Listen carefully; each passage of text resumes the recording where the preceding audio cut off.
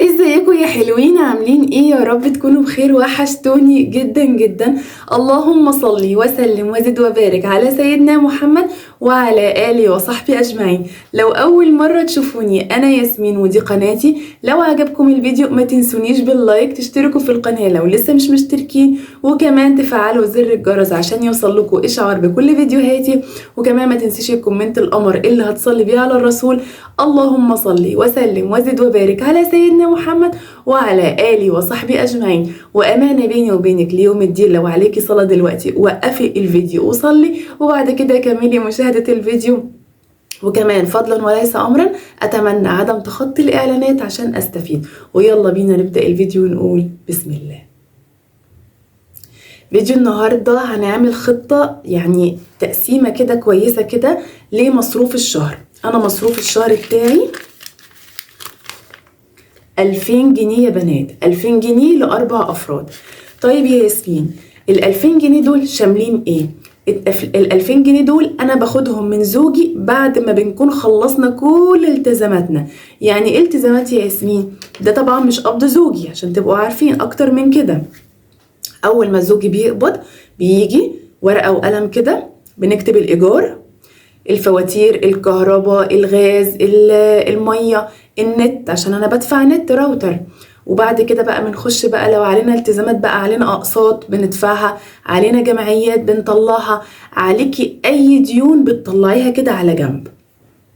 طبعا الباقات بتاعت التليفون، الكروت الشحن، الكلام ده كله، كل البنود دي بنطلعها.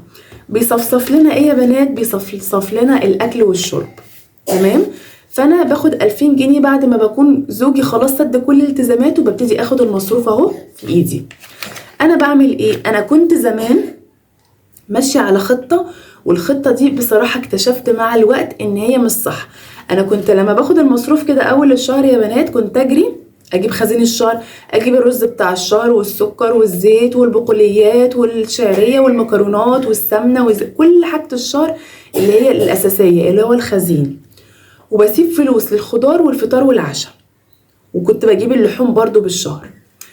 لقيت نفسي يعني خلال الشهر ما بيبقاش معايا فلوس كتير، يعني بيبقى معايا مثلا بتاع 300 400 جنيه 500 جنيه 600 جنيه. بحس ان المصروف يعني كأني مع يعني ما فيهوش بركة، ما فيش فلوس في ايدي. فقعدت افكر كده بيني وبين نفسي، ياسمين طب ما تغيري الخطة بتاعتك. وبعدين كمان باجي اخر الشهر لما بيجي عليا الشهر الجديد، بكتشف ان انا عندي مثلا على اول الشهر كيسين مكرونة زيادة، كيس ونص رز زيادة، مش عارفة نص كيلو مش عارفة ايه. بلاقي عندي ما شاء الله خزين كتير. طب ما كان الخزين ده كان يبقى فلوس معايا وفرتها على جنب، كانت نفعتني في اي حاجة. فاهمين قصدي؟ من هنا لهنا لهنا يا بنات قلت خلاص تعالى بينا نجرب الخطة الأسبوعية. الخطة الأسبوعية بجيب أظرف، وساعات ما بجيبش أظرف، ساعات بلف كده الفلوس كده وبحط كده كل فلوس في حتة عشان الفلوس ما تبقاش ايدي. تمام. هتجيبي مثلا 4 أظرف، هتقسمي المصروف ده على 4 أسابيع. طب ياسمين الشهر بيبقى 4 أسابيع ويومين، خلاص كده كده اكيد بيفيد منك اكل، في اكل بيزيد الكلام ده كله. فمش ما تفكريش في اليومين دول، لان كده كده اوريدي هيفيد عندك حاجات هتكفي اليومين دول ان شاء الله. طيب هنقسم المصروف ل 500 جنيه. 500 جنيه بقى هنعمل بيهم ايه يا بنات؟ انا كياسمين كل يعني انا هحكي تجربتي، وانتوا كل واحد فيكم ينظم مصروفه على الاساس ده. انا زوجي بيجيب المنظفات بالطلب. يعني مثلا انا عندي كيس الصابون خلص، وانت جاي معلش يا ابو يوسف الو، وانت جاي هات لي معاك كيس صابون. كيس المسحوق بتاع الغسيل خلص، ولو سمحت يا ابو يوسف وانت جاي هات لنا مسحوق غسيل. بجيب المنظفات بالطلب مش بالشهر، حسب احتياجي. صابون ايد كذلك، هو جاي بيجيب صابونتين وهكذا. كل احتياجاتي يعني المنظفات بالذات حسب احتياجي. الفاكهة بتبقى عليه، هو جاي بيجيب الفاكهة للولاد، بيجيب بقى كل يومين، كل يوم، كل 3 ايام، حسب امكانياته، حسب هو عايز يجيب ايه لعياله. تمام.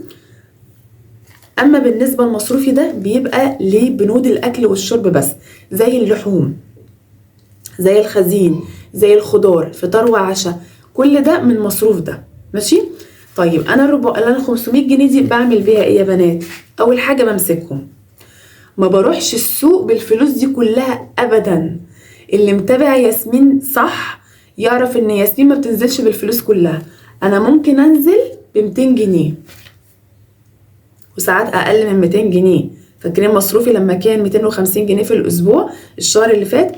كنت بنزل ب 150 واسيب 100. بقى المهم ما انزلش من المصروف كله، باخد مثلا 200 جنيه. طيب بخش السوق، باخد السوق يا بنات من اوله لاخره، ما بشتريش من اول بياع، بمشي السوق كله وابص على كل البياعين واسال ده واسال ده واسال ده، وبعد كده هقرر انا هشتري بعد كده من مين. طيب بترتبي اولوياتك ازاي يا ياسمين؟ اول حاجه بشتري حاجه العطار، يعني بجيب الرز اللي انا عايزاه، مثلا بجيب كيلو ونص رز لان احنا اسره صغيره، نص كيلو شعريه، بجيب مثلا فاصوليا بيضه، شويه عدس، مش عارفه ايه التوابل، الكلام ده كله. كده انا خلصت العطار. وبرده ما بشتريش من عطار واحد، كل عطار بشتري منه حاجه معينه. بعد كده بخش على بند اللحوم، بشوف بقى اسعار اللحوم ايه النهارده. بلاقي الفراخ عاليه قوي قوي ممكن اشتري لحمه، بلاقي اللحمه عاليه قوي قوي بشتري فراخ، بلاقي الاتنين عاليين بخش على السمك، بلاقي السمك عالي ممكن اشتري كبده. يعني بشوف انهي ارخص بالنسبه لامكانياتي.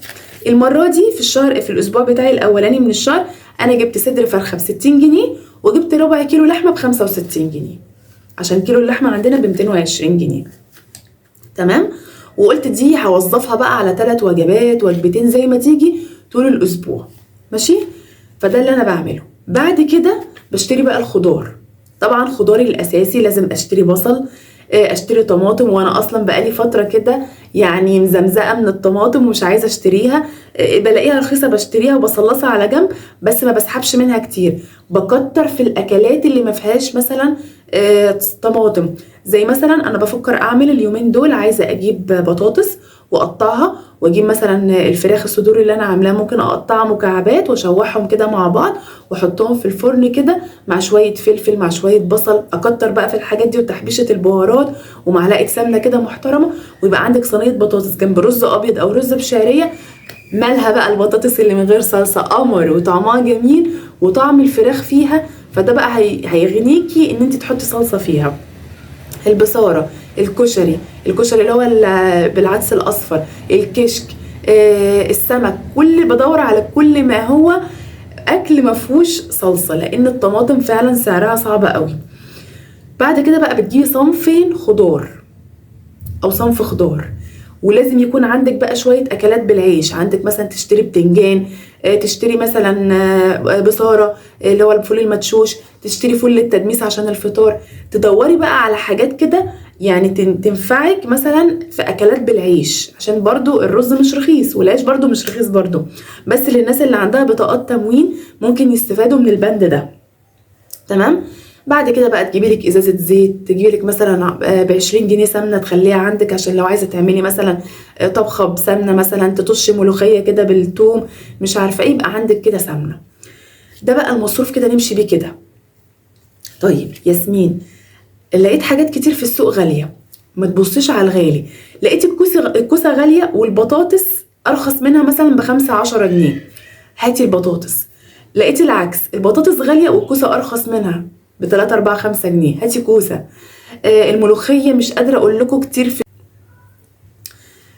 عايزه اقول لكم بقى من اكتر الحاجات برضو اللي بتهلك في الميزانيه بند الفطار والعشاء. بصوا يا بنات، بند الفطار والعشاء انصحكم مثلا ان انتوا اول ما تاخدوا المصروف كده اجري على الدقيق. الدقيق يا بنات، الدقيق من الحاجات اللي اقسم بالله انا عملت شويه قرص الاسبوع اللي فات، عشان قلت خلاص الشهر بيخلص مني والمصروف كان عايزه يعني اسستم المصروف ان هو يكفيني لحد اخر الشهر. فرحت اشتريت 2 كيلو دقيق. كيلو الدقيق عندي ب 16 جنيه، ال 2 كيلو كانوا عاملين 32 جنيه. اللهم صل عليك يا رسول الله. جبت كيس خميره، كيسين خميره، وعجنت الكلام ده كله مع بعضه مع شويه زيت. والله ما عملت بسمنه، عملت بزيت وكيسين فانيليا، وعملت اللهم بارك كميه قرص يا بنات، اللهم بارك، كفتني فطار طول الاسبوع. بقيت اطلع القرص تفك، كنت مثلا اشتريت نص كيلو جبنه، كنت بحطها قدام العيال، كنت بمسك القرصه ادهنها لهم جبنه وكانوا ياكلوها، وكنت اعمل لهم كوبايه شاي. البليله، البليله يا بنات رخيصه، الكيلو ب24 جنيه، والكيلو بيرمي معاكي كتير. ده انا بجيب ب10 جنيه، يعني اقل من نص كيلو بشويه، وبيملى البيت. يعني طول الاسبوع بطلع لعيالي كده كوبايات كده بليله باللبن يتعشوا بيها، بتبقى حلوه قوي قوي قوي يا بنات. الفول، الفول المدشوش، الطعميه والفول دول اساسيين في اي بيت. البتنجان اساسي، لو جبتي بتنجانيتين وشويتيهم وحطيتي عليهم معلقه طحينه واحده، ومثلا قطعتي عليها مثلا شويه خضره وحبشتيها بقى بالليمون والخل وكده، علبه بابا غنوج بتشبع جدا جدا جدا يا بنات. المسقعه، ناس كتير قوي استغربت ان انا بفطر مسقعه. لا يا بنات، ده كل المطاعم بيبقى فيها بتاع الفول والطعميه بيبيعوا المسقعه، انا بفطر بيها عادي. البطاطس المهروسه، لو جبتي كيلو بطاطس واحد وسلقتيه بقشره عشان البطاطس بتشرب ميه كتير، وقشرتيه هتعملي لك علبه محترمه. طلعي منها على القد وحطي بقى، دقي عليها تومه، مثلا شويه ملح وفلفل، شويه كزبره كده خضره، وتعملي سندوتشات بتلكم يا بنات. فخليكي عندك ذكاء في الشراء. اللبن هاتيلك مثلا 2 كيلو لبن مثلا، او كيلو ونص لبن، خليهم عندك برضو هينفعوكي. تعملي اطباق رز بلبن بتسعف، تعملي صينيه كيك بتسعف، تعملي لهم مثلا في الغدا، خدي كوبايه لبن على كوبايه ميه وحطي كوبايه رز واعملي لهم برام رز معمر جنب الاكل الارداحي، الاكل. كذلك يا بنات المكرونه، سلطه المكرونه اللي انا كنت عاملاها لاولادي يا بنات كانت تحفه تحفه خطيره. عايزه اقول لكم كيس مكرونه من التموين ما دفعتش فيه ولا مليم، وجبت ب10 جنيه فاصوليا حمرا من عند الفرجاني، نقعتها وسلقتها وصفتها، وجبت بقى شويه خضار، جبت خياره وجبت طماطميتين وبصلايه، ولو عندك قرن فلفل حطيه، وقطعت كل الكلام ده مع بعضه، وجبت تتبيله بسيطه، ليمون وخل وزيت وشويه بهارات من عندي، ملح وفلفل وكمون وكزبره، ورجيت البرطمان وحطيت الصوص ده، وقلبي قلبي قلبي قلبي قلبي. مش قادره اقول لكم، طبق سلطه مغذي مشبع، كليه في الفطار، كليه في العشاء، وممكن كمان تتغدي بيه وتعملي جنبيه شويه بطاطس محمره وطبق يعني مثلا بطاطس محمره وجنبيها اي سلطه بابا غنوج وتخمسوا بالعيش. خطير خطير يا بنات. خلي عندك ذكاء ازاي توظفي الاكل يا بنات، يعني حسب احتياجك. ممكن تقولي ياسمين انت اصلا اسره صغيره وعندك اطفال. طب والله العظيم يا بنات انا كبيره اهو، انا كياسمين كبيره وعندي 35 سنه، اقسم لكم بالله طقه اكلي او نسبه الاكل اللي انا باكله طفل، يعني طفل صغير ما ياكلوش. فانا مش هقولك انا ولادي كبار وبياكلوا مش عارفه ايه، ربنا يبارك لك فيهم، والله العظيم ربنا يبارك لك فيهم ويقويكي على الصرف عليهم يا رب العالمين. ولكن انا بتكلم عن تجربتي، ما اقدرش انصحك نصيحه انا ما جربتهاش. كمان يا بنات من الحاجات اللي بتسد في الفطار البطاطا. البطاطا رخيصه قوي ومغذيه ومشبعه، وممكن تعمليها صينيه. يعني تجيبي بطاطا كده، كيلو بطاطا وتقشريه وتحطي مثلا كوبايتين لبن عليه وتهرسيهم على معلقه سمنه وتحطيهم في الفرن، بيبقى حلو قوي. وكمان حلو قوي في اللانش بوكس يا بنات. خلي البطاطا سواء مشويه او صينيه، خلي ليها نصيب في اللانش بوكس بتاع الاطفال. ليه؟ مغذيه وبتدي طاقه وجميله وكلها فوائد. فانا بتمنى يا بنات ان انتوا ما تبقوش مأزمين الدنيا على نفسكم. ارضوا. عارفه ال 500 جنيه دي اول ما تطلعيها تاخديها وتطلعي منها صدقه حتى لو 5 جنيه، صدقيني ال 500 جنيه دي هتبقى في ايدك 5000 جنيه. والله يا بنات ال 500 جنيه دي في ايدك هتبقى ب 5000 جنيه مش 500 جنيه. هتبقي مش عارفه يعني من فرحتك مش عارفه تجيبي ايه ولا ايه، لان تحسن المصروف فيه بركه. وما تنسوش دعاء السوق يا بنات. لا إله إلا الله وحده لا شريك له، له الملك وله الحمد، يحيي ويميت وهو حي لا يموت، بيده الخير وهو على كل شيء قدير. بجد الدعاء ده لما تدخلي السوق وتقوليه، والله يا بنات هتحسي وعن تجربة ان كل حاجة بترخص لك. والله والله يا بنات بتلاقي توفيق من الله سبحانه وتعالى. انا كنت في مرة ماشية في السوق، كان الاسعار حاجة، وقلت هروح اجيب حاجة من هايبر القدس، كنت رايحة اجيب لبن تقريبا ورجعت. اقسم بالله الحاجة ام 5 اتشالت الورقة بقت ب3.5، والحاجة ام 10 اتشالت الورق بقت ب5 جنيه. والله والله يا بنات، فده توفيق من رب العالمين. فأوصيكم بدعاء السوء، وطبعا الدل على الخير كفاعله. بس كده يا حلوين، هو ده فيديو النهاردة. يا رب تكونوا اتبسطتوا واستمتعتوا ولو بمعلومة صغيرة. لايك وشير وسبسكرايب، صلوا على النبي في الكومنتات، واشوفكم على خير فيديوهات حلوة كتير. ولو وصلتي لحد هنا ما تنسيش تكتبي سبحان الله وبحمده سبحان الله العظيم، عشان اعرف ان انتي شاهدتي الفيديو من اوله لاخره. واشوفكم على خير فيديوهات حلوة كتير. مع السلامة.